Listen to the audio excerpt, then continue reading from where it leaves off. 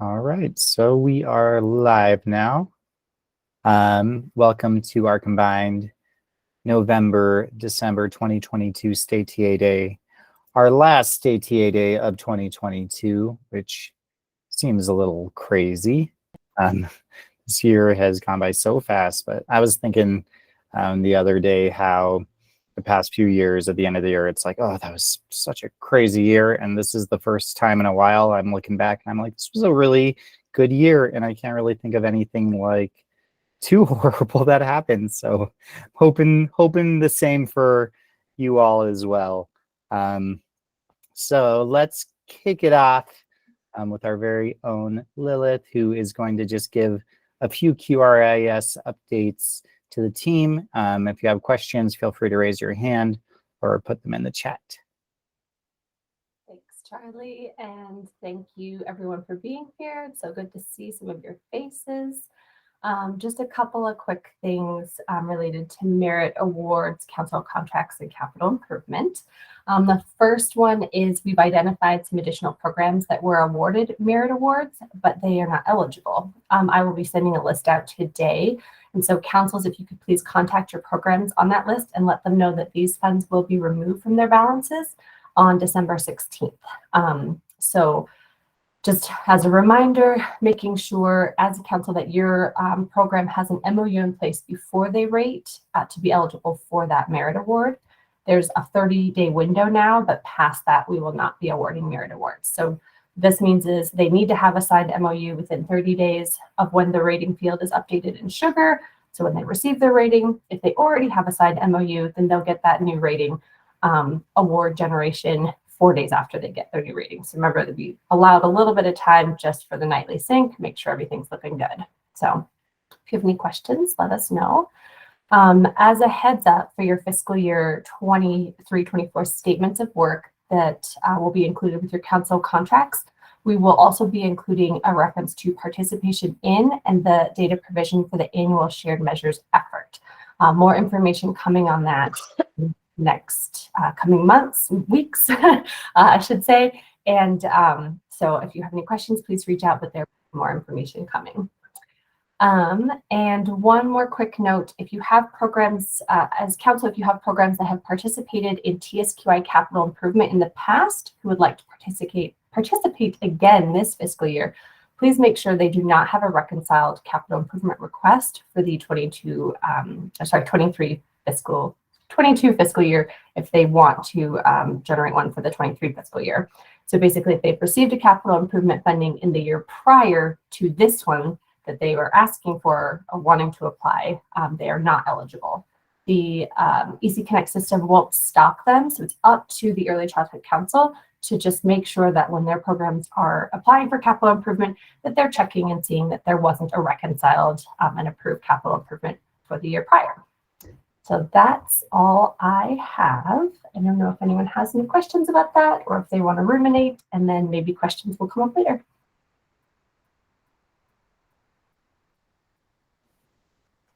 So are there any follow-up questions to any of that? It was kind of three very different announcements about different things, but obviously we'll be getting some more information out with these SOWs and all of that shortly. Normally, as a reminder, we'll probably start that process with contracts for next fiscal year in February and March, late February, early March. All right. So Jessica, are you on? I am. Hello. That was great timing. I just joined. Perfect. Yeah. Our updates didn't take as long as we thought. Okay. And are you good with like screen sharing and everything like that? Let me know if you need me. I think so. Give me 1 second. Cool. Thanks for having me. I have a couple partners who are going to be joining as well. And I'm not sure if they're here yet either. And Jessica, do you want to just do, for those of you who don't know who you are and what you do you want to just do a quick intro? Sure. I am Jessica Burnett. My name recently changed officially from Jessica Burnett Knight to Jessica Burnett. So you'll be seeing me around as that moving forward. I am the apprenticeship project manager for the Department of Early Childhood. And I'm just going to give you a quick update today on the state's stimulus investment in the ECE apprenticeship pathway. And I'm wondering if my partners are here and if I should just jump in. Do we know if Vale I'm on. It's Amy. and Amy is here? Hi, Amy. Yes, great. Okay, so I'm going to get my PowerPoint or my slideshow going. I'm going to share my screen.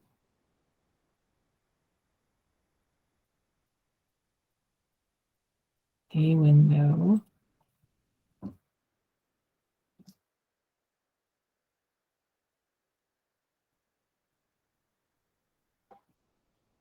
Are we good? Yeah. All right.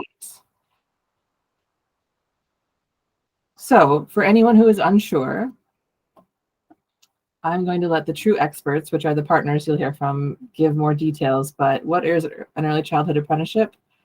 It's an alternative career pathway that's required to include on-the-job training, formal education component, a formal mentorship, and it ends with a federally recognized credential upon completion. And while not all apprenticeships have that federally recognized credential, all the apprenticeships that are funded through these stimulus dollars are required to be federally registered.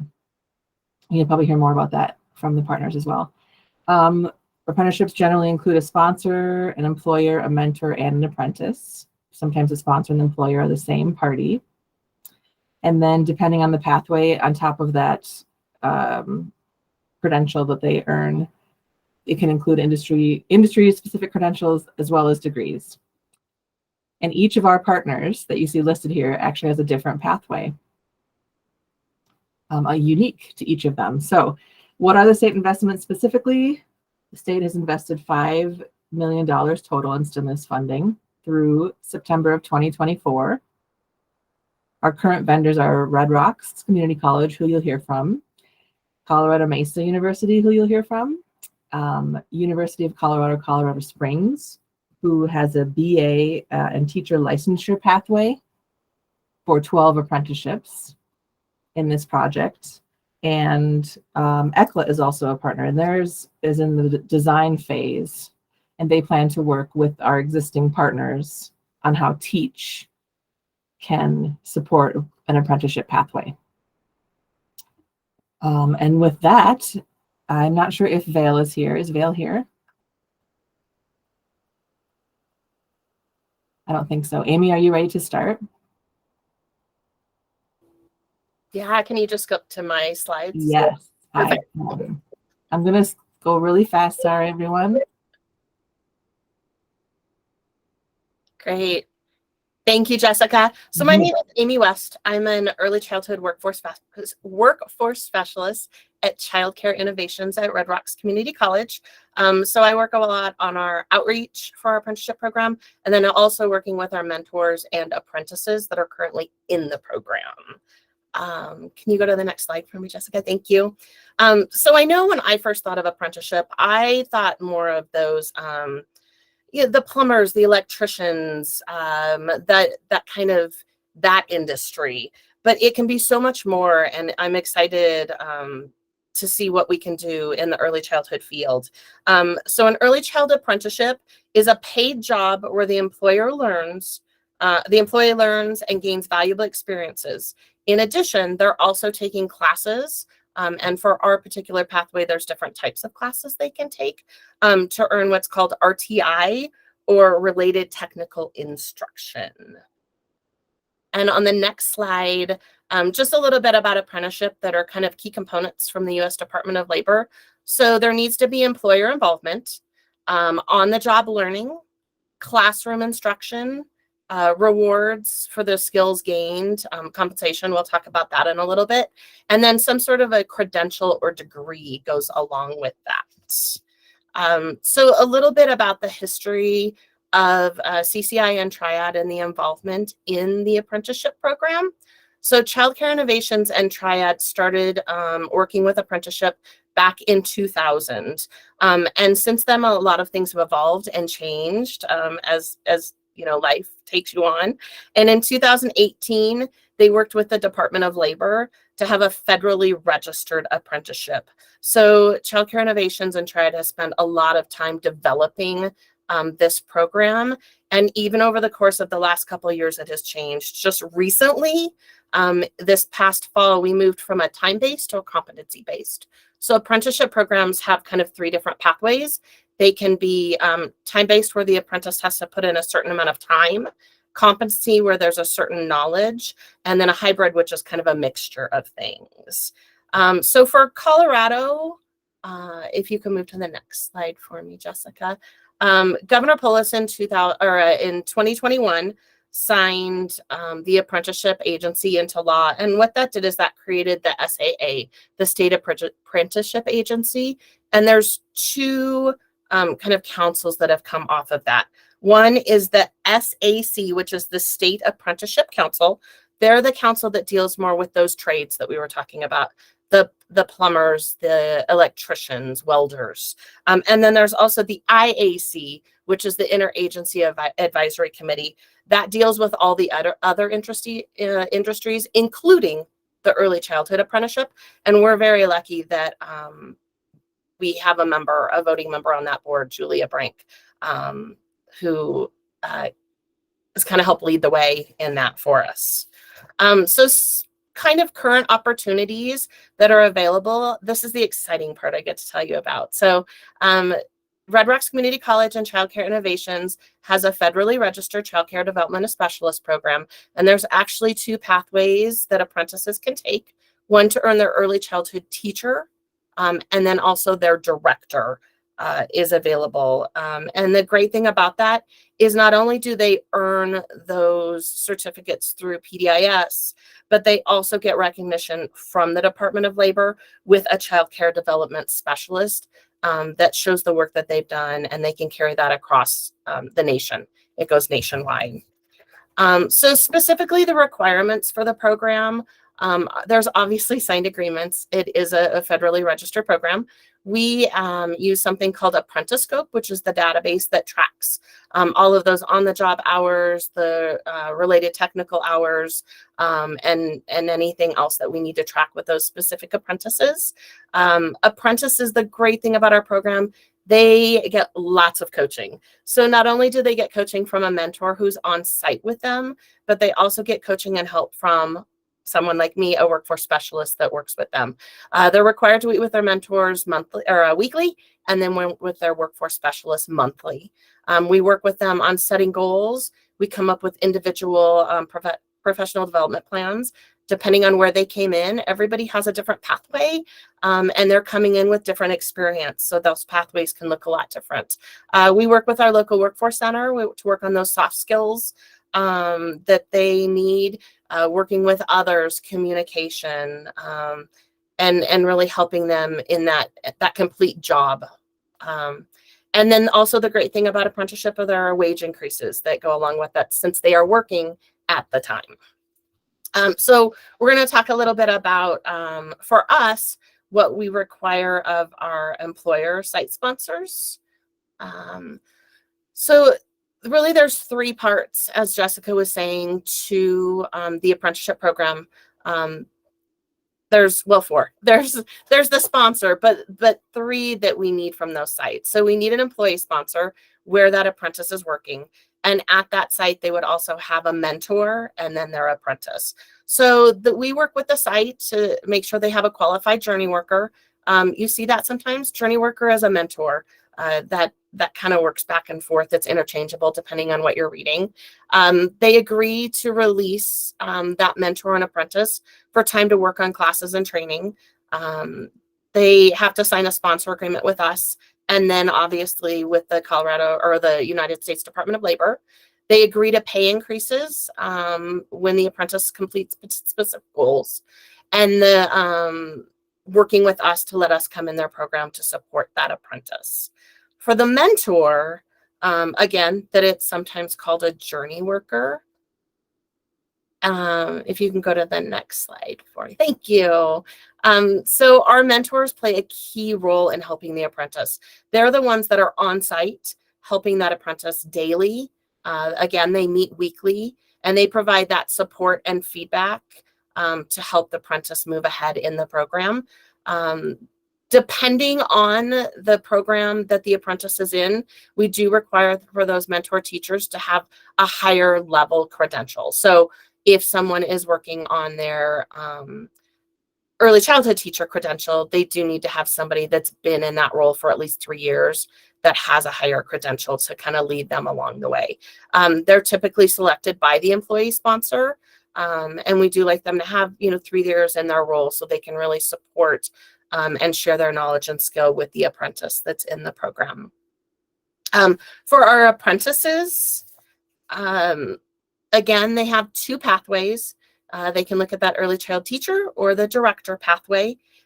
We start as early as 16 years of age. They can be finishing their high school diploma at the same time. The main thing is they're willing to make that commitment to the program and the center that they're working at. It can take about 1 to 2 years. And then they also have to obviously meet any of the licensing or state or employer requirements that there are. Apprentices go through an interview process to be selected, and apprentices work, and this is where we've made a little bit of a change. Previously, our apprenticeship program was a time-based program, so apprentices had to put in a certain number of time in addition to those RTI hours. Now we have moved just recently, I think it was September, October, we moved to a competency-based program. So those apprentices have to meet 86 competencies. I'm sure everybody's familiar with them. The competencies, the Colorado Educator competencies, they need to meet those, work with their mentor to have an understanding and being able to demonstrate those in addition to their 306 hours.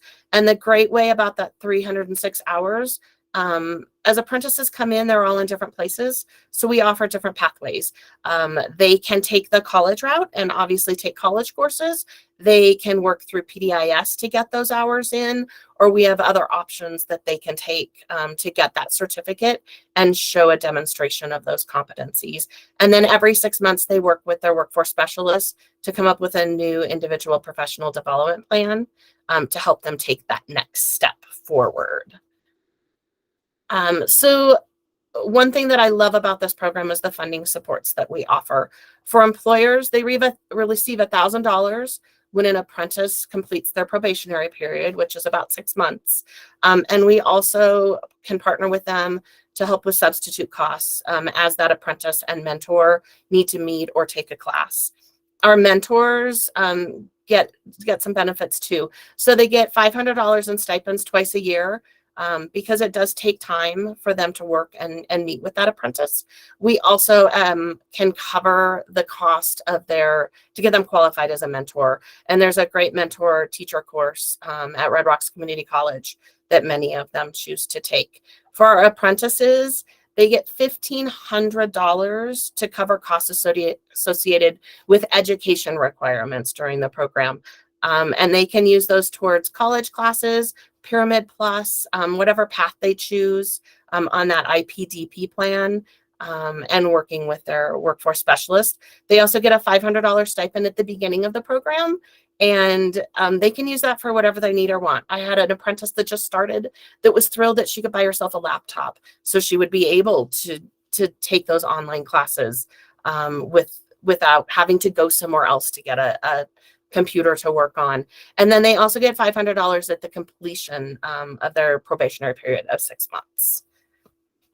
Another great thing that is available right now, the Colorado Department of Labor and Employment has started the Accelerate Apprenticeship Grant. And we are learning about this. It is new. It just came out in November. So any employers that are not yet involved in a registered apprenticeship can receive up to $7,500 in addition to the $1,000 that we have when they bring an apprentice on, and that apprentice gets through the probationary 6-month period. And we're happy to help people, work through that if they would join the program and be interested in that. So some of the fun things that we're working on for the future that's keeping us busy. We are working right now, we're piloting an early childhood teacher certificate with Red Rocks Community College in January. So this will be a fast track for the early childhood teacher certificate using previous experience and working through those hybrid classes. It will run from January to July, and we can't wait to share with everybody how that went after we finish that. We're also working on a family childcare home apprenticeship. We've had a lot of people ask for that, and we are in the process of putting that together, and hopefully we'll have more information sometime early next year. And we're also partnering with Red Rocks to add a degreed option to our apprenticeship program.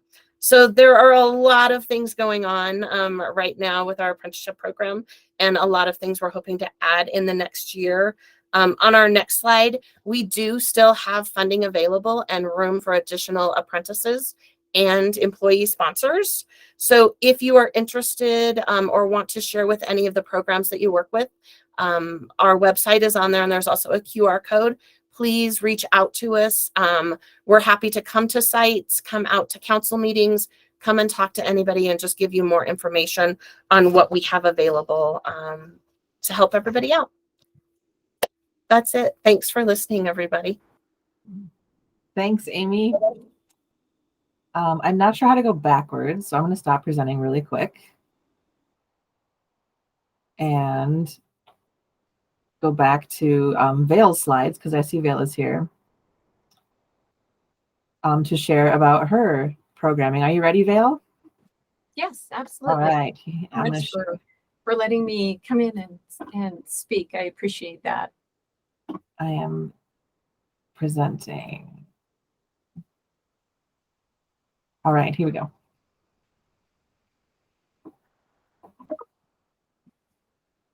And it's great to see some of the names that I recognize from the different councils. So I'm going to speak quickly about the apprenticeship program that we have over at Western Colorado Community College, which is part of Colorado Mesa University. My name is Vale Schultz McCall. I am in the early childhood education department, and I wrote for the grant for this apprenticeship program. So our focus, just in general, because I didn't see the other presentation from Red Rocks, so Amy, I might be repeating some of those things. For our apprenticeship, it's 2,000 experience hours, 190 hours of education, which could be college courses. We honor credit per prior learning, so that means EQ, IQT, CDA, as well as Pyramid Plus. And then the McCormick Leadership Training, we honor that as well. And really giving students the foundation. So in case they want to go on and earn a bachelor's in early childhood, and we're expanding our bachelor's program. I can't say much about it now, but we are expanding it. So that will come out later. So our hope is to give people a college degree because we know a college degree means more pay in general. So we want to give them those successes and grow our future early childhood leaders, mainly because we need to regain them earlier and retain them longer. So our focus is partly on traditional adult as well as grasping those high school students. So next slide, please. So again, I talked about our high school. So we've got what's called technical scholars or concurrent enrollment. That's junior and senior year. We also do pathways in technology, which means students can come in as early as their freshman year, which is super exciting. And then we also partner with the Career Center here in Mesa County that has 9th and 10th grade students as well. And so again, trying to give them that career lattice that they can continue to grow. For adults, we take traditional, non-traditional, and we're super excited, bilingual. We already have 2 apprentices that are bilingual that we are able to support because we recognize here on the Western Slope, especially in Mesa County, we really need to tap into that Spanish-speaking population that is an underused resource in our community. So with this apprenticeship, we're really reaching out to them and drawing them in. And people can be new to the field or currently employed. And again, looking at that diversity, how are we tapping into that first generation, expanding on ethnicity, gender, and more. Next slide, please. So the courses, of course, are linked to hands-on experience. We have faculty that are trained on class and going to get trained on the ERS tools. Again, because we're thinking about this long-term, we can provide apprenticeships, but we want to think about what does the workforce need? Well, if we're going to have UPK, these teachers are going to need to know how to use my teaching strategies, right? If we want quality, these apprentices need to understand what is quality, what is an environmental rating scale, how does that impact their teaching? We're looking at mentoring and coaching training. So for our program, our mentor teachers are going through the Colorado coaching trainings, because we want mentor teachers. They can be great teachers in a classroom, but that doesn't mean they're great mentors. So we want to help these mentor teachers to be successful, because we understand if the mentor teacher is not successful at mentoring, we have the possibility of losing that apprentice. So we really want to support those mentor teachers, as well as give them leadership opportunities. And then we have some funding stipends, of course, for hiring, materials similar to childcare innovation, substitutes, and mentors, because we want to honor their time that they're putting forth to move forward on this career lattice or helping someone else to move forward. New line. On the Western Slope, we're focusing on high schools, both Mesa and Montrose County. We have concurrently enrolled students, and these are face-to-face classes. We also have high school students from outlying areas that can be concurrently enrolled, and they attend fully online. And then we can support adults. So anyone who is attending or seeking to attend CMU or WCCC, both face-to-face and online. So we're reaching out to the 14 communities that CMU services and saying, okay, how can we partner? And I reached out to several of the partners here on the call that are in other council areas besides Mesa County, to think about how can we support you and how can we support expanding the workforce in your area. Next slide, please. So again, just briefly, the junior and senior, the concurrent enrollment, they come out with 180 hours of training, which means that's 12 college credits, 60 hours of experience, and they get their training towards the CDA. So they get college credit, they get high school credit, and they get credit towards the CDA. So we're layering and crosswalking all of this so these students can come out, even if they're only with us for 1 year, that they're getting 4 college classes as well as the option to apply for the CDA. And then they'll get assistance with placement both during their college class or their time in our school, as well as assistance with summer placement, and really helping them understand that early childhood is not a ladder. It's not just assistant teacher, teacher, director, okay, you've capped out. That there's this beautiful lattice work of different careers that they can go in. Hey. Sorry. Was that a question for me? Yep. Okay. Next slide. And then the students that come in for a second year, they get an additional 13 credits, additional hours that we help them with the portfolio. And then for students that stay with us for 2 years, they're only 6 credits away from their director technical certificate. And they're only 35 credits, which is 1 year away from an associate's in applied science. So again, this apprenticeship idea is that we're helping them to move forward to get those careers by having college education, but having those extra supports so they can be successful. Next slide, please. So that's similar to the P-TECH program, which is when they can start on their freshman year, and then we have stackable degrees. And again, we're looking at adults as well. Those that are new, those that are employed that want to level up and expand. We're going to value those life experiences. We're going to help them understand the career lattice. And we really want them to understand that they can complete classes in less than a year and earn certificates so they feel successful. Next slide, please. So here is my information as well as Mindy's, and I appreciate that Amy brought up the acceleration grant because we have several workforce partners that have taken advantage of that, and I think that's a great benefit. And we definitely want to tap into that funding as soon as possible. And so if you have any questions, please feel free to reach out to me.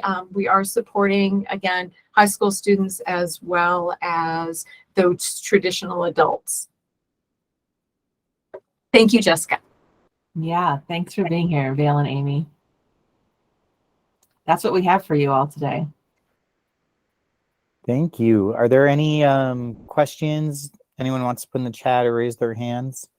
And Jessica, if you can just send me the PowerPoint so I can put it into our agenda and folks can refer back to it. Will do. Thanks. All right, awesome. Yeah, what a cool program. And we all know workforce is a huge challenge right now. And this seems like a really creative and hopefully successful way to get some more passionate folks into the field. Thank you. Bye-bye. Thank you. Do we have Melissa on from Clayton? Didn't see her pop in yet. Emily, are you okay doing your presentation now? Right. Yes. Okay, friends. We're going to do something fun. We're going to do an interactive poll. So what I'm going to do is put up a QR code that should take you to Mentimeter, and we'll do it probably more towards the end, but actually I'm not going to put it up now. I'll put it up when we need it. So just get your phones out and get ready. That's all I have to say. Okay, cool. It's nice to see you all. My name's Emily Wengrovius. I am the acting emerging and expanding child care grant coordinator or manager, I guess. And I also manage the Circle grant. And I wanted to take a moment to give you all an update on the emerging and expanding grant and where we're at for this coming year. So we've spent the last few months since really the end of the state fiscal year in partnership with councils going over the business rules and updating the MOU and looking at the licensing consultation guide. Our licensing partners were there as well for most of this review, and really trying to get those resources up to date, add in some information that we learned from, that make it more unique or suit the E&E program. Like when you look at the MOU, there's a little bit of differences there. Most of the differences in the MOU and the business rules are going to be around defining things a little better. We had a lot of questions about, like, how do you charge for coaching if it's not someone who's on staff or contracted by the ECC and things like that. So we wanted to put in there that kind of information so it's a little clearer. The other piece, the application threshold. So I know last year it was $50,000 and then up to $200,000 if for centers that were adding a minimum of 40 slots, with at least 10 of those being infant toddler. So those are staying the same. The big difference is that there is one more threshold within the family child care application, and that's 25,000. And it's really for those providers that are adding one slot. So it's those 3 under 2 licenses. It's the infant toddler license. And I know I'm forgetting one that's very rare, but it happens. And so I've included that in the business guidance as well. So I know your question is like, this is all awesome, Emily. When do we get to see this? And when do we get to learn more? And when do we get to talk about it and be trained on it? And I'm so glad you asked. So we're in the final stages of clearance with this. We're running it past our audit team as well, and our contracts team, to make sure that what we talk about in there makes sense to them, especially because they're not necessarily as intimate with our program as we are. And then we're hoping to open the application in mid-January. And then I think we're looking at we haven't really discussed how long the application period will be, but it's not going to be like last year where you could apply up to a certain date. We're going to do a couple rounds of applications. So the first round, we're hoping to open in January. And before I get much further, I really want to call out and thank the folks here that really participated in reviewing the documents so that it could be something that really actually that meets everybody's needs around clarification, information, just saying things better. So and if I forget you, you got to raise your hand, but I'm going to do my best not to. I want to thank Stacy Petty. I want to thank Mandy and Julia and Lisa Sauter and Lauren. And if we have any of our licensing folks here, Jody and Christina, and am I forgetting anybody? Because you all met with me every single week to go through all this stuff. So that was a labor of love, and I just want you to know how appreciated you are. And thank you for your time. The other piece that I wanted to let you know is that the RFA for the TA that was included as part of the authorizing legislation, it's out. So it's going to close on December 28th. And so we're really excited about being able to get a TA provider online to support you and providers in applying and getting the documentation and figuring out what's needed to make sure we meet all of the requirements around, any local government requirements and things like that. So that's pretty exciting. And the last thing I want to do, so this is where you're going to pull out your phone. Okay. You got to tell me if this works. Oh, hold on. You don't want me to share my screen of legislation. That would be really boring. But if you want to click to it in the business rules, you can. So that'll be exciting. All right, where's my Mentimeter? Okay, this is it. Okay, if you click this, does it pull up a poll for you? Let me start it. Let me open my poll. Hold on. Can you see it? Charlie, is it working for you? You're my chicken. Okay. Yeah, I got a question on my phone. Are low interest loans a solution for potential E&E grants? Okay, so I'm going to put this on our screen because I picked these gifts for Michelle Snively Gonzalez because she and I have a shared love of the person in them. So hold on just a moment. I'm going to click the new tab, and I'm sure you all can help out with. Now we see Jason. Oh, good. Isn't he so cute? Okay, the reason I'm asking this is one of the questions I get a lot is financing, right? So I'm glad I have this because I want to walk back a little bit what I said last time in that I know I pushed really hard that the providers should finance it up front all the way through, and then at the very end, you reimburse the project.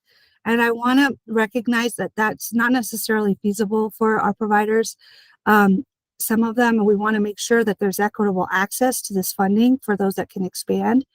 And so in light of all of that too, we still, we want to check the pulse. One is, do you know about these resources that will be updated early next year, I think, and Kristen can correct me if I'm wrong. I discovered in these business guides that there's a lot of grants and connections to local pieces around starting small businesses and other resources that are our usual suspects in early childhood, which we are grateful for, and then some other places that might be a resource, whether it's funding or learning. And so Kristen's hoping that these resources will be updated by January. And so I just want to point you to them because I know in the center one, I think it's on page 19, there's a big list of things. And some of them, like I said, are a little outdated, like this, some of the grants that have already passed with stimulus funding, but it's a good place to start with looking for that or supporting that or kind of digging into. So Kristen, I'm so glad you're here. Because our next question is, so it looks like 62% of you know about these guides. So for those of you that don't know about these guides, Charlie, I can send you the link to where they are on our website and under the resources. And I think that this is a great resource, not just for looking for that additional funding that might be out there to explore, but also, and I also want to say with funding that could be loans. So it's not just grants, it's also places to explore that might have some loans that could be accessed. It's also great about just that business planning and business practice. So I think it's a great resource for whether a program is brand new and starting to open up, or if they are trying to expand and doing that as thoughtfully and, as they can. Because I don't know about you, but this is business practice, and setting up the spine of an organization or of a business is not my expertise, and this guide helps a lot with that. Okay, so the next question is a loaded Penny. question. Yeah, go ahead, Charlie. Just Kristen put the links to the guides Oh. and where you can find the guides in the chat. And they're in Spanish, y'all. So this is pretty exciting. They're in English and Spanish. And Kristen put the links in the chat. So yoo-hoo, we love our colleagues. So the next question is, one of the things that has come up is around loans and low interest loans. So let me change it so you can see my next trustee thing. I'm really articulate today. Can you tell? He's gone. Oh, there he is. Okay. Jason loves you guys. So the question that we have is, we had a conversation with Kristen, and Kristen, remind me of your colleague's name. I'm so sorry I forgot, about low interest loans and business supports, and where we can kind of help councils and providers connect with that, economic development part of our communities. And so the question we had is, if Kristen and her colleagues were able to reach out to some of the partners that we know about to see if anything like this is available, is it a resource that you would actually like, that could be a solution for a program on whether or not they would apply for E&E? Okay, Marika Padilla. So hi, Marika, if you're here, you are appreciated, and Jason sends his love directly to you. So we want to make sure that if it's a resource that we put together, which we are more than happy to do, that it is actually something you all would see as a potential solution. So, Kristen, I think our partners have spoken. Yes. Oh, you're welcome, Marika. And I hope I'm pronouncing your name right. So, I know I went through things really quickly. My goal is to get those business rules and the MOU and the other documents to you as soon as possible, and then to set up some office hours times where we can, you can come and we can go through the business rules high level, or you can ask me questions, whatever you need. And it probably won't just be me. It might be Bonnie. It might be some of the QRS coordinators. I'll be there, but I might have colleagues there too. Karen might join us, which would be really exciting. So the other biggest change I want to point out is the ones that we've talked about related to the funding, is that, what is around prioritizing women and minority owned businesses and that kind of thing. So stand by. We're getting there. We're close. And I'm sure you have a billion questions. So if you have any that you'd like to ask, we have a couple minutes, or do we not, Charlie? How's our time? Are we good? People want to ask something? Be brave. I can take Jason off too. I mean, he's cute, but we can all see each other now. All right. So Lisa pointed out that that resource could strengthen the application for E&E as well as the loan. And absolutely, we're setting up time for you all to come. And I'm also want you to tell me if there's something when you look at these documents that doesn't make sense to you, or that you think we could say more clearly, because it's good. I mean, we're all doing our best, but it needs to be something that is really accessible and understandable for everyone. So I miss seeing you in person, and I look forward to seeing you at office hours. Ask Me Anything. And if you hear the bulldog snoring in the background, I apologize.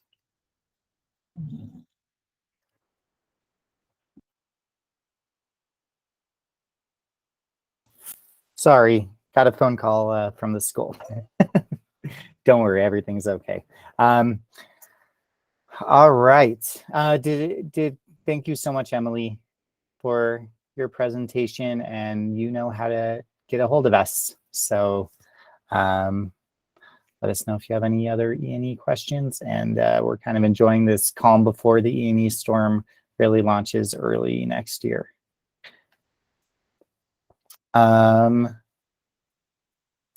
Is Clayton on? All right, we'll see if they join us in a bit. But next up, Kristen, are you good to do your presentation? I am. Thank you, Charlie. Thank you. Hi, everyone. Let me just pull up the right tab here.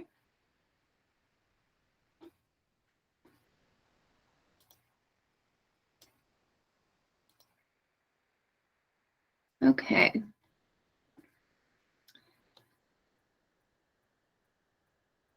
So, hi. Happy December. For those of you I don't know, my name is Kristen Lang. I'm the Program Access Administrator for the State Systems Building Initiatives Unit, which is our first topic of discussion. And this is not a mistake on the slide. This is to show you what, it's a little preview of what I'm about to share with you. So as you all know, we've referred to our unit traditionally as the Preschool Development Grant Unit. We started as a unit within the then Office of Early Childhood when we got the initial grant for PDG, and that was just that first planning year grant. And then when we were awarded the implementation grant, we expanded to a number of grant-funded FTE to implement those over 36 strategies that are included in the PDG grant. And while some of those new staff members went into other existing units and divisions, like Sarah Roberts and her great team of statewide coaches, some of us stayed in that sort of separate PDG unit that had a broader system-wide focus. So the current members of that unit are me, Lindsay Dorneman, Marika Padilla, Megan LeClaire, and our wonderful program assistant, Luke Lombard. And so, you know, we realized as we were nearing the end of the Preschool Development Grant, 2023 will be our no-cost extension year. But after that, that funding stream goes away, that we needed to really think about rebranding the unit because truly from the very beginning of our existence, we have been involved in all sorts of other initiatives that are not funded through PDG and to which we've brought our systems level lens and partnerships and relationships and expertise. And so, you know, sort of the earliest example of that is the Senate Bill 63 process. We've been heavily involved in designing, lifting and implementing stimulus strategies, and most recently are responsible for the Early Childhood Comprehensive Systems Grant. And so we realized, you know, PDG unit didn't really make sense anymore because we were no longer and never really had been just tied to that one particular funding stream. And we wanted something that was a bit more representative of this system-wide view that we bring, the systems change view that we bring, and you know how that can be helpful to the new department. And so in terms of this rebranding process, we utilized our colleagues at GPS to really dig into interviews with our internal and external stakeholders about the different functions of our team that have been most helpful and that could be best utilized in the new department. And from that, we were able to develop some new definitions around the purpose of our unit, a name for our unit, roles and responsibilities, and whatnot. And then we're able to kind of go back to those partners and say, hey, does this represent what you all indicated was valuable in terms of what we bring? So this slide here, which we'll share these with Charlie so you have time to actually read all the words on these pages. On this page, I won't read it to you, except for our why. But this really represents our unit as it exists now. And the why is that the State Systems Building Initiatives unit maximizes program impact, access, and delivery across Colorado's early childhood system. We partner to coordinate operations, funding streams, and resources to promote strategic alignment and meaningful implementation of efforts designed to support young children, families, and professionals. Our deep relationships with local, state, and national partners, along with strong stakeholder engagement practices, result in measurable outcomes and improvements. So you can take some time to dig into our focus areas, our commitments. I really want to emphasize here, we had state in there to acknowledge the fact that we know that councils do systems building work in their communities. And so we're just recognizing the level at which we're talking about when we discuss ourselves as a unit. So we just wanted you all to be aware of this. You may have already seen it in our signature lines. This change just occurred, but just so you don't hear about the new unit and go, what does that mean? And why is this thing around now?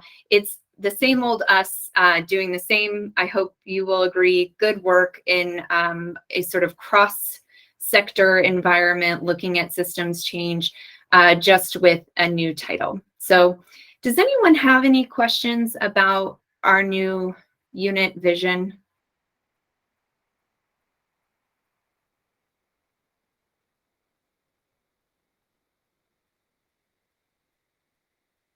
All right. So, importantly, so that we don't get confused with BIU, we will be dropping the U for our acronym. So we will be the SSBI unit. And I have already requested flak jackets that I don't think are coming, but one can hope. If you do have questions as you read through this, please send me an email, or Lindsay or Marika or Megan or any of us that you feel comfortable reaching out to, and we're happy to talk through it with you. Okay, Marika, I'm going to pass it over to you to talk about SBDC childcare business training. Thank you, Kristen. Hello, everyone. My name is Marika Padilla, and I am one of the program access coordinators with the State System Building Initiatives unit. And I'm going to talk through some of the SBDC childcare business training updates that we have. So this fall, we engaged in some curriculum alignment work with 2 content area experts. We wanted to make sure that everyone who attended the SBDC business training in Colorado, whether it was provided by the Grand Junction SBDC or the East Colorado SBDC, that all the providers would receive the same information on the critical topics and associated key points. But we also wanted to make sure that this tool allowed flexibility for each SBDC to adjust the training based on their community's observed needs. The alignment process was completed for the foundational business courses. We do recognize that both the early childhood councils and the SBDCs have observed a need for a more advanced courses or courses on specific topics, for example, HR and finances. At the bottom of this slide, we've included a brief timeline of the project. We first started with including some determination of key points in each of the SBDC's curriculums who participate in this work. We gathered feedback from the SBDCs on the first draft that was completed. And then in November, the final product was completed. And we've also linked the PDF of the curriculum alignment tool in the slideshow, and Kristen also dropped the link in the chat. In preparation for the business trainings that will take place in 2023, we've listed the SBDCs here on the slide who will be participating in the project. We are currently in the process of collecting feedback from both the early childhood councils and the SBDCs who have participated in this project in 2022. At the bottom of the slide, you see a highlighted link. That link will take you to Early Childhood Council and SBDC contact form. Kristen dropped the link in a chat. This contact form is a great resource for both the councils and the SBDCs to find out the correct person to reach out to at the council and the SBDC. So we just ask that you review the document and take a look at the contact information for your council, just to make sure that it is up to date. And we also add a little call out in this slide just to highlight the number of training hours and training series that have been provided in 2022. I'll pass it back to you, Kristen. Okay. We also wanted to give a quick update on the Preschool Development Grant Inclusion and Universal Design project. So as you all will remember, this is the cohort model that is run by our experts at the Center for Inclusive Design and Engineering, where no more than 48 providers go through months of training, really digging deep into understanding how to provide inclusive and universally designed experiences for the children in their care. And you may know that we just closed the application for cohort 4. So the new programs that are participating in your catchment area will be shared with you within the next week via email. You should see that coming from Megan LeClaire. But we really wanted to celebrate the cohort 3 programs. In cohort 3, we had 59 individuals, because if we're utilizing a childcare center, if it's a large family childcare home and they have an employee, more than one person per program can participate. But 59 individuals representing 47 programs completed 100% of the trainings. And Marika will drop a link into the chat to just remind you, or she did, of what's included in the training catalog. It's quite extensive. And so those programs have now been added to the SIDE website. And so if you go to their website, you will find under About Childcare programs that have completed the project trainings.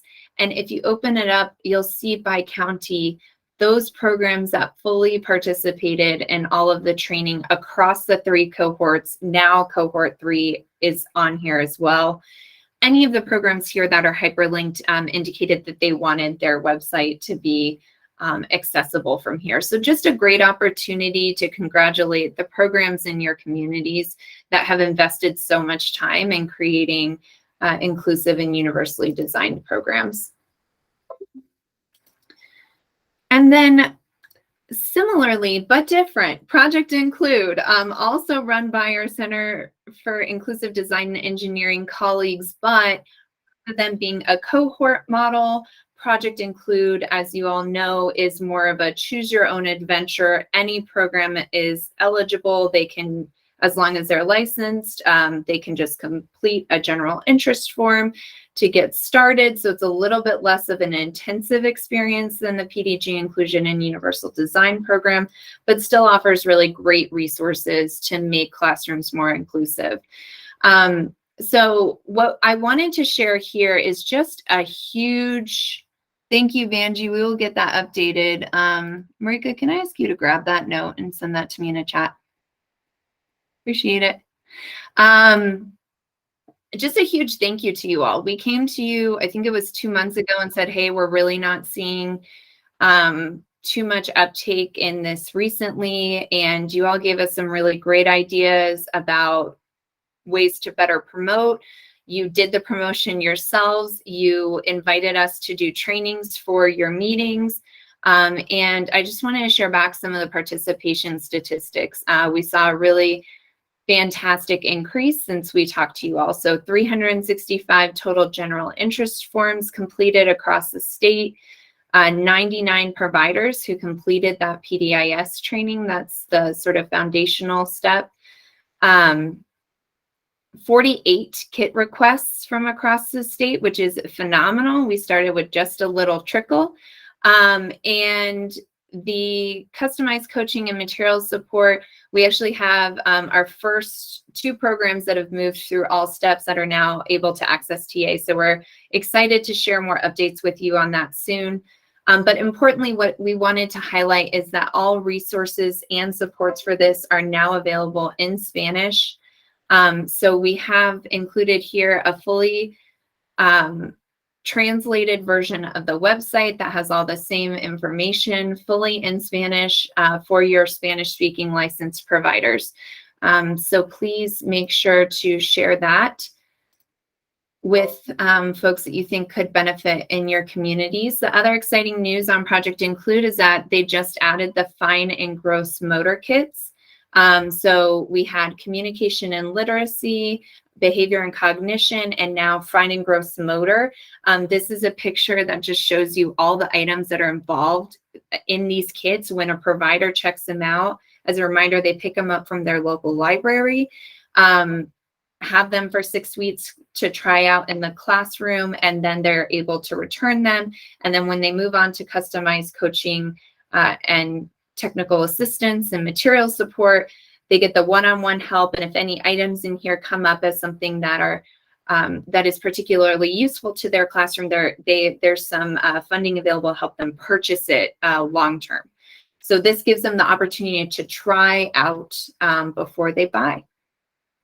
So anyway, it's exciting always to me to see these pictures because they're just full of incredible items, and each item, of course, comes with a QR code that it can be scanned and a video that shows you how to use it in your classroom and a bunch of different ways to use it in your classroom, which is also able to be translated into other languages via YouTube. So yes, just a huge thank you for your help. This is a quote from one of the providers that has participated, just really emphasizing how much they feel, even just at the course stage, they've learned that can be applied to their program. So any questions that we can take from you all at this point?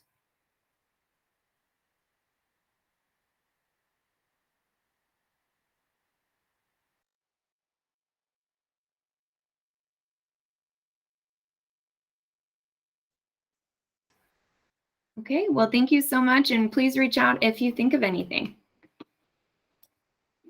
Thank you, Kristen and Marika and the team. Yes, your program is so amazing, and we appreciate the work that you have been doing and will continue to be doing. So amazing to see.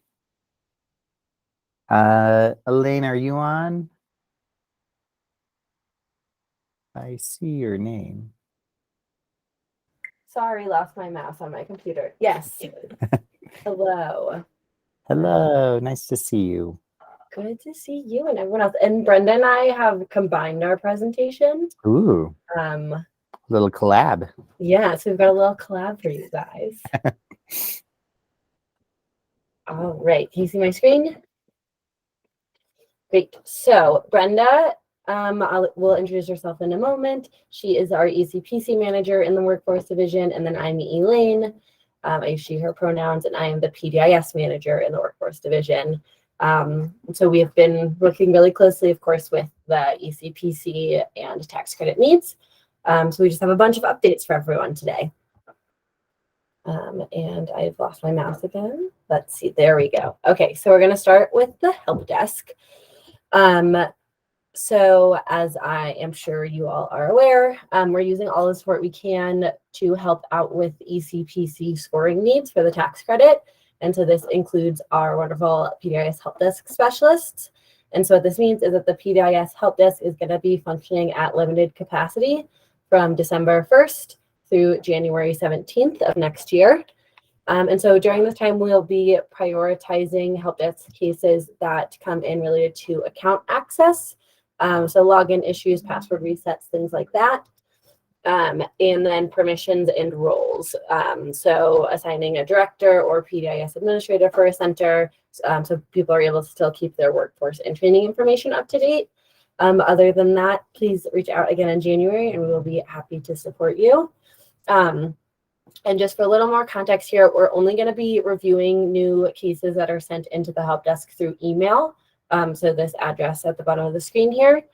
And the voicemail is not going to be checked during this timeline, or sorry, during this time period. And so if you do need support in one of these two areas, feel free to send in an email. And we would just recommend making the email as clear as possible. So using a subject line saying account access or password reset permission, something like that. So we make sure that the people we do have helping out with the help desk are able to flag it and respond to you. Questions about the early childhood educator tax credit itself can be sent to the Department of Revenue, and we have a little more information on that in a second. So to go give you guys a high-level view of our timeline, the Department of Early Childhood took over reviews of the ECPC in September of this year. So previously this was housed within the Department of Education. There we go. So last Thursday at midnight was the submission deadline for ECPC applications for people who wanted an ECPC awarded in time to be eligible for this 2022 tax credit. We, as a department, will continue to score these applications until the data are due to the Department of Revenue for tax credit processing. So this is on January 17th of next year. So basically what this means is that all applications that were submitted by this December 1st deadline will be scored between now and January 17th. And just a note, ECPC submitted, so ECPCs do not need to be awarded by the end of 2022 in order to be eligible for the tax credit. They just need to be awarded by this January 17th date.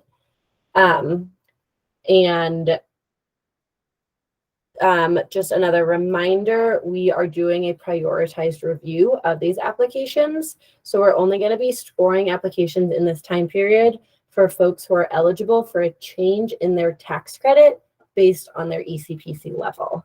So this means anyone without an ECPC in 2022 will be scored, or anyone who has a level 1 or a level 2 who could potentially benefit from a larger tax credit if they have a higher ECPC level.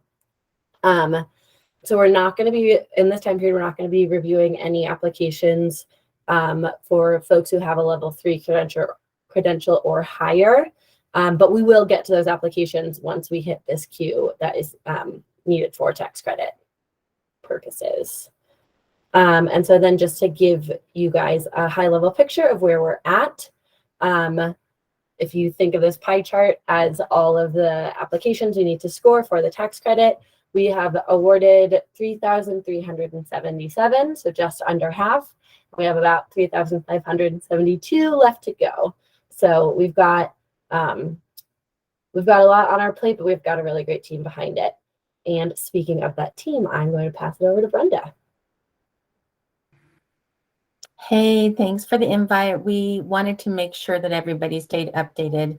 There's a lot of investment in this project. So some of these slides that you'll see are the same, but I'm going to highlight what questions we're hearing from the field, okay?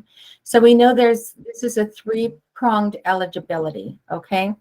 First is the credential level, and Elaine already talked about this, but I think just to clarify, the credential could be a version 2.0 or 3.0 version, a level 1 through 6 at any point during 2022.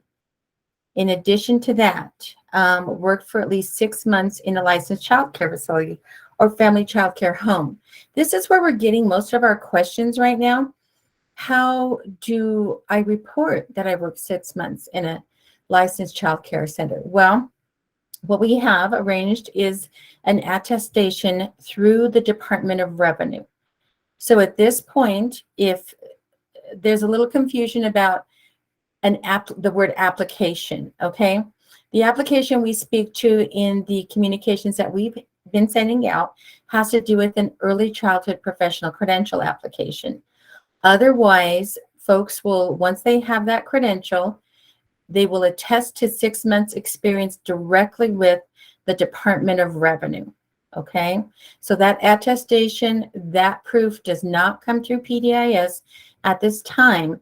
They will attest to that directly with the Department of Revenue when taxes are filed. Okay, and then the third prong, we have that household income threshold that people will have to be aware of when trying for this tax credit. Okay, any questions on this slide so far? I can't see the questions. It doesn't look like anything's coming Yeah, yet. no, Okay. none in the chat.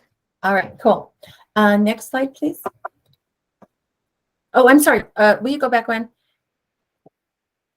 All that information's right there. I don't know if anyone wants to take a minute and write that down, the phone number for DOR or the website. And I just sent that in the chat as well. Perfect. Okay. Awesome. Same information. Here's your tax credit depending upon the credential level that people hold at the time that this is reported. Okay. We just wanted to show you that again.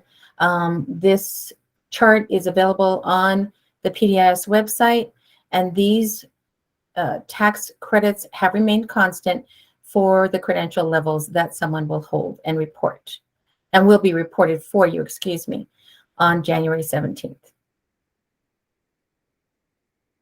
Okay, we talked a little bit about, Elaine talked a little bit about manpower. I want you to just be aware that we started this project with 8 people working on this project.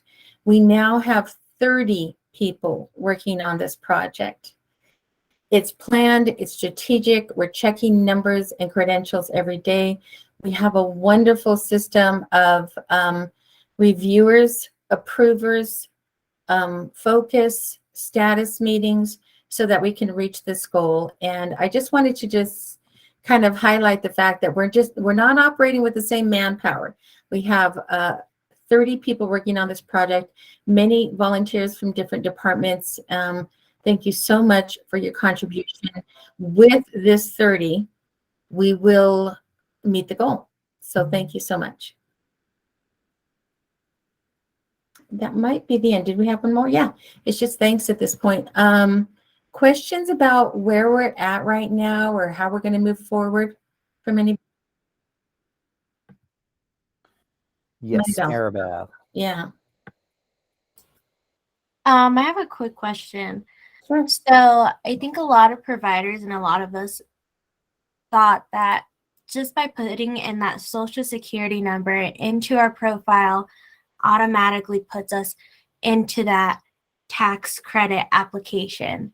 So for those who didn't apply on the application, will there be a grace period to let them apply, or is having that social security number automatically enroll them?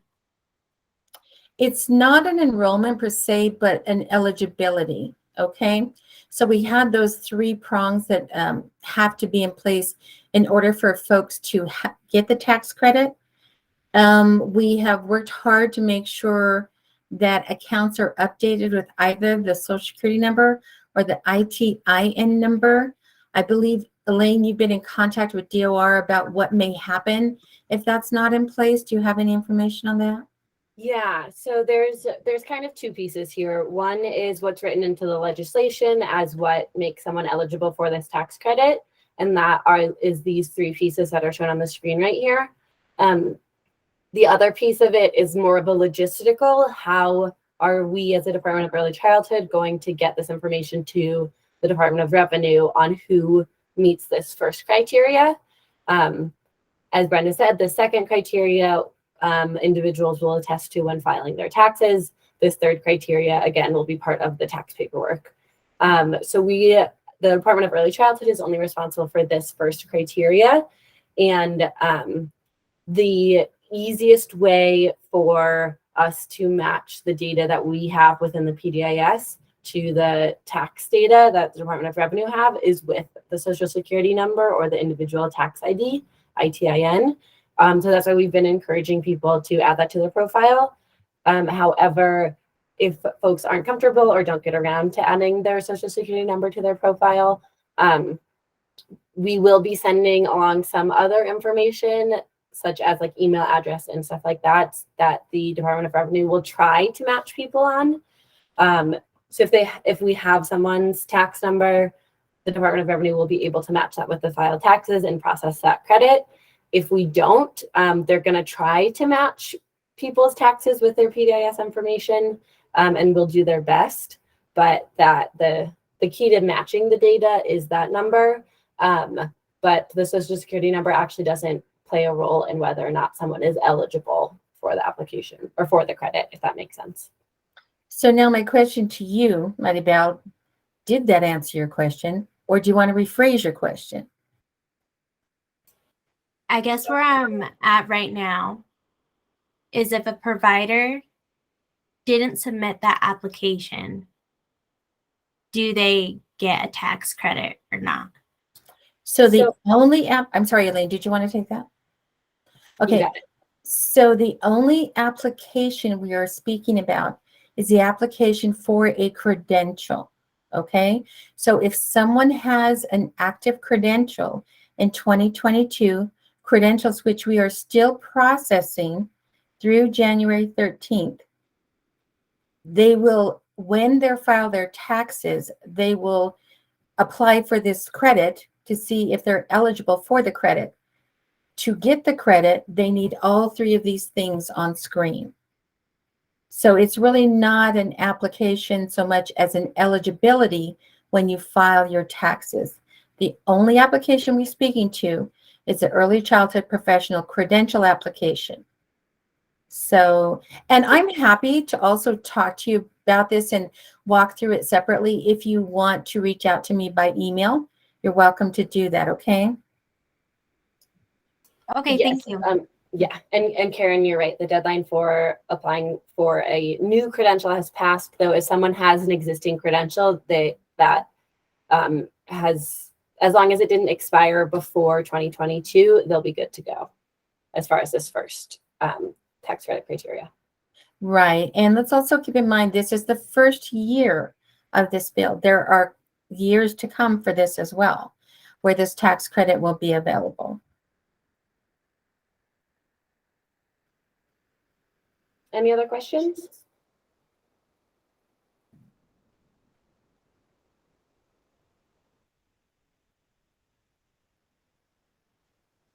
Are we good?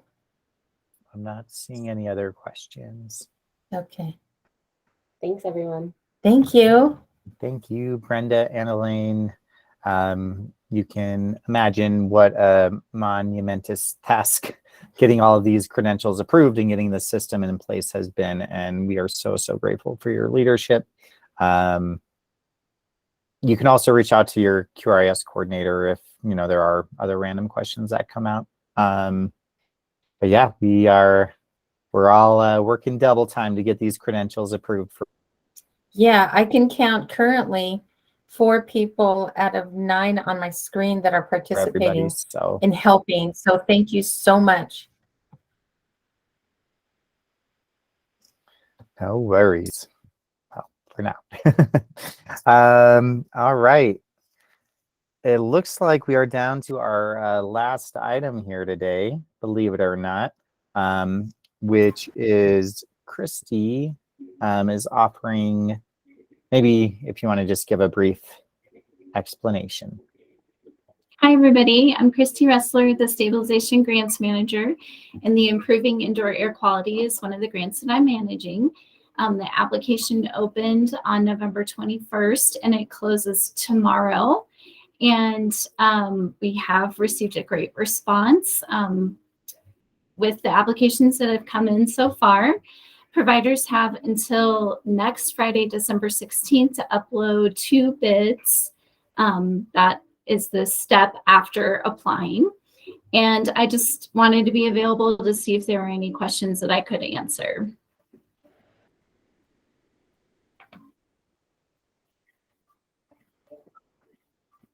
Yes, Lisa. The question that I have is, I know one of our providers did submit and received the email back asking for a letter from their landlord in her case. What she was wanting to purchase were actually portable air cleaning units, which don't necessarily impact the integrity of the home or change anything in that regard. Will she still need something from her landlord? She is someone who English is her third language, so just trying to help her out. Okay. It is part of our scoring. You know, if applications do not have the letter of support, they're going to move down on the list. So we would like that. But I would recommend that she reach out to Metrics and they can help her. We do have a template that's included in the FAQ as well. And maybe if she could share the template with her landlord, that would help. But Metrics would be able to make a note in her application that she's working on that. Yeah, I just needed to know if they, in the case where it wasn't really something physically changing that home, if it was still going to be required. So it sounds like it is. So I'll work with that. Okay, thank you. Any other questions? Sense of how many applications and that sort of thing that you have received? We've received over 300 applications and we are approaching the total amount of the grant. So we'll know more once the application closes and we start scoring applications and processing them. But we're happy with the response and are encouraged. I think a lot of providers are going to be able to get this grant, which is great.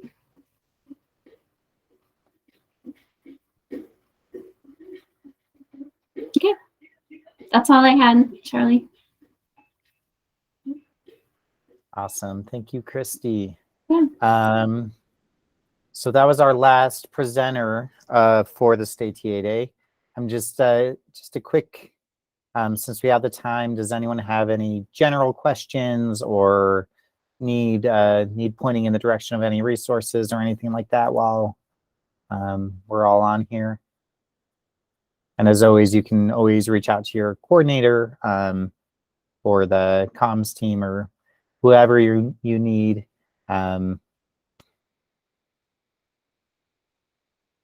does not look like it.